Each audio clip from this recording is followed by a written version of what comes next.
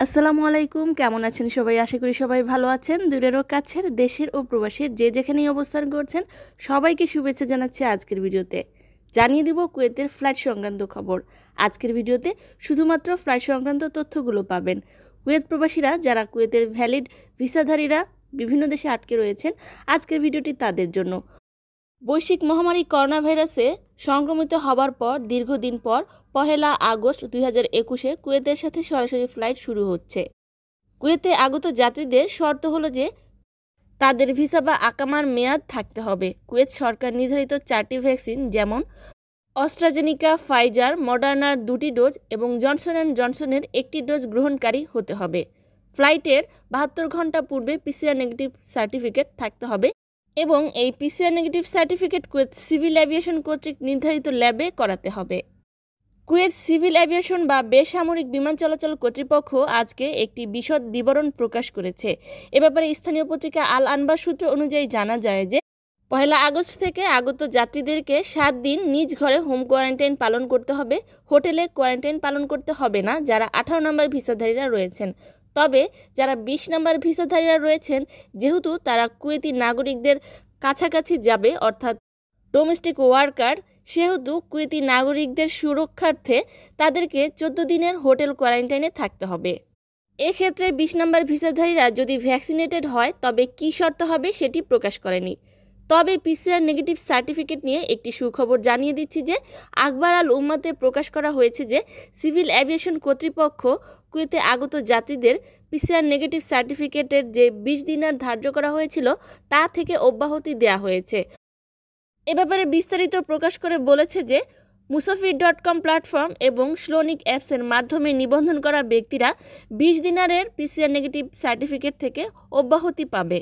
PCR test করা হলেও তাদের 20 দিনার দিতে হবে না, কিন্তু নিজ দেশে যে পিসিআর নেগেটিভ সার্টিফিকেট করা হয় সেগুলোর খরচ নিজেকেই বহন করতে হবে।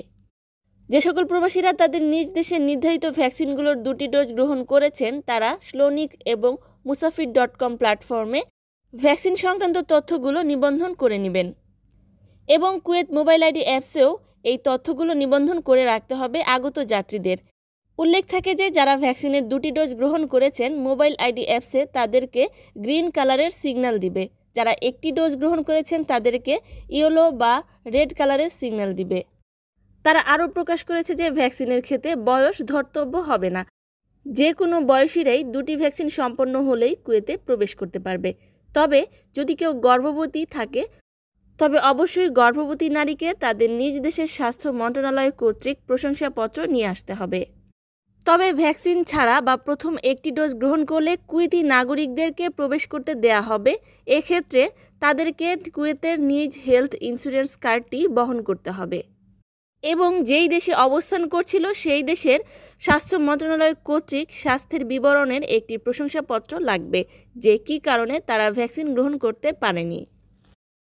কেউ যদি কূটনীতিক মিশনে এসে থাকেন তবে তার প্রমাণপত্র এবং কূটনীতিক মিশনে আসা তাদের পরিবারের সদস্যদেরকেও প্রমাণপত্র রাখতে হবে।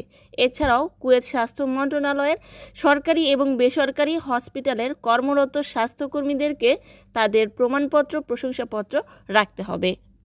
অনেকেই জানতে চাচ্ছেন ফ্লাইট শিডিউল কবে প্রকাশ করা হবে। আপনি 2টি ভ্যাকসিন গ্রহণ করেছেন কিন্তু টিকিট কাটতে পারছেন না। এ সম্পর্কে কুয়েত সিভিল এভিয়েশন আখবার আল উম্মাকে প্রকাশ করেছে যে 1 আগস্টের সরাসরি ফ্লাইট টিকিটের শিডিউল 1 আগস্টের আগে দিয়েই প্রকাশ করা হবে। এখনও এ সম্পর্কে প্রকাশ করা হয়নি, অর্থাৎ এখনই ফ্লাইট সম্পর্কে কোনো কিছু জানতে পারবেন না। তবে জানা গিয়েছে যে ফ্লাইট টিকিটের দাম অনেকটাই বেড়ে গিয়েছে, এমনকি শুধুমাত্র ট্রানজিট টিকিটের দাম 300 থেকে 500 দিনার পর্যন্ত পৌঁছে গিয়েছে। বাংলাদেশে আটকে থাকা প্রবাসীদের উদ্দেশ্যে বলতে চাচ্ছি, অনেকেই জিজ্ঞেস করছেন কুয়েত সরকার নির্ধারিত ল্যাবরেটরিটি কোথায় যেটিতে করোনা টেস্ট করতে হবে বা পিসিআর নেগেটিভ সার্টিফিকেট নিতে হবে।